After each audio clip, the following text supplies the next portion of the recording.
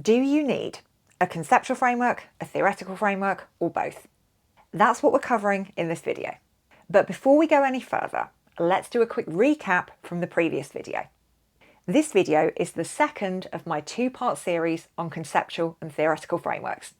I'll link to the first video on screen now, and I'll also pop that in the description for later. A conceptual framework shows the key ideas in your study and how they connect to each other. A theoretical framework shows which ideas from other people, from the literature, you're using to understand your study.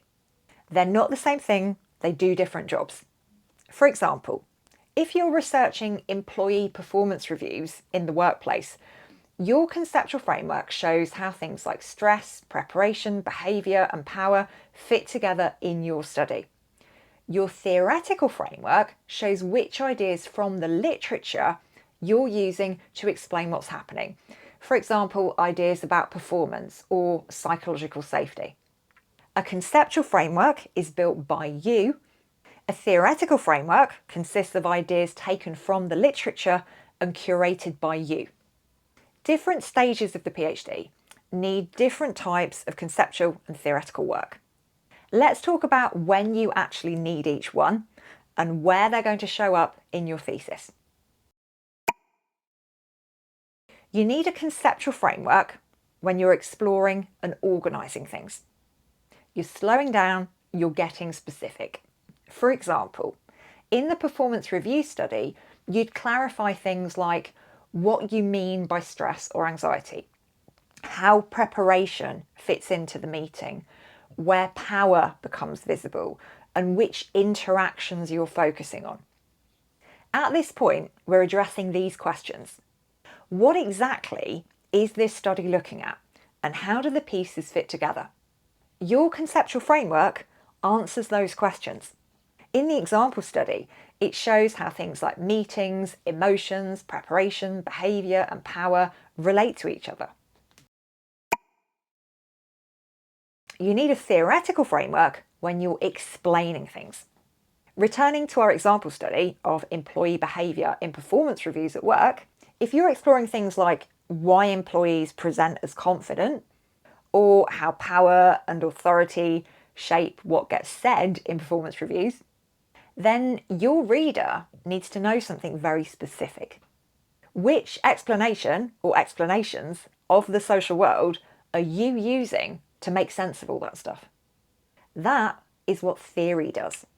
Maybe your study draws on Irving Goffman, which might help explain workplace interactions as kind of performances, a way that they manage how they come across to other people. Maybe it also draws on Amy Edmondson's theory of psychological safety. And this helps us explain how feeling safe or feeling unsafe affects what people are willing to say in environments like a performance review. Now, you're not claiming that those theories explain everything. You're saying, these are the ideas I'm using to try and make sense of what's going on. That's the job of a theoretical framework. It shows how you understand the world. Next up, we're looking at when you might need both, a conceptual framework and a theoretical framework. If you're nodding along to this and thinking, yeah, that actually makes sense now, that's brilliant. That is exactly what I wanted this video to do. But let me ask you something quickly. Are you actually subscribed to the channel? If not, go and hit the subscribe button now. And hit the notification bell to make sure this kind of support shows up for you when you need it. That's all, back to the video. Sometimes you need to be focusing on both simultaneously. This usually happens when you're at a stage where theory is shaping how you interpret what you see, but you still need to show how your specific study is organised. In the performance review example, Goffman's theory helps explain how employees perform competence in front of a manager. Edmondson's theory explains what feels safe or risky to say. And your conceptual framework shows how behaviour and power connect in your data.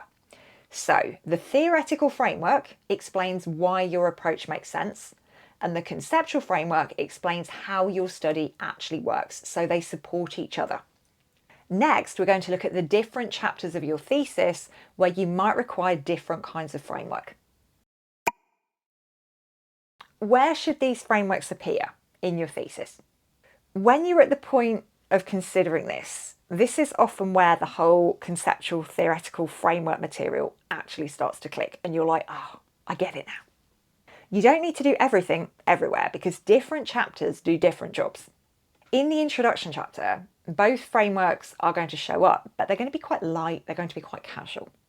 You say what ideas you're going to be working with, so your concepts, and in very general terms, what established ideas from the literature are going to be guiding you. That's your theoretical. You're not explaining everything yet. It's just the introduction chapter. In the literature review, the theoretical is more prominent. This is where you show what ideas already exist and how other researchers have explained similar things. You're showing where your thinking comes from and where your ideas fit into that bigger conversation around the topic. In the methodology chapter, both frameworks come together. Here, you're explaining what your study focused on and what frameworks you were using to make sense of it. Very simply, your methodology chapter answers the question, why did I do my study this way? And that involves drawing on both the conceptual and the theoretical. Now, the analysis. This is where the conceptual framework really gets to work. Your conceptual framework helps you organise findings, structure sections or themes, and show how ideas connect across the data. Theory is still present, but it's mostly in the background, guiding your interpretation. And it only really comes to the fore again in the discussion chapter, when you are zooming out and you are looking at your contribution, both conceptually and theoretically. Your discussion chapter addresses the so what question. Looking at the concepts you started with and looking at the theories from the literature that tried to make sense of those concepts, do they make sense of those concepts? What does that framework, what does that landscape look like now? Because you've done your study now. You've actually researched this now. What do you think? How helpful or not are those theories? When you go back and you look at your initial ideas as to how those concepts related to each other and how the theory explained those relationships, are those explanations, are those structures sufficient? Having done the study that you've done, what can you now bring to the table? What new understanding can you offer the field in terms of making sense of all this? Appearing on your screen right now is a playlist of all the videos I've made around topics like paradigms, conceptual frameworks, theoretical frameworks. So if this kind of thing is interesting, if you want to learn more about it, go and check that out. I'll see you in there.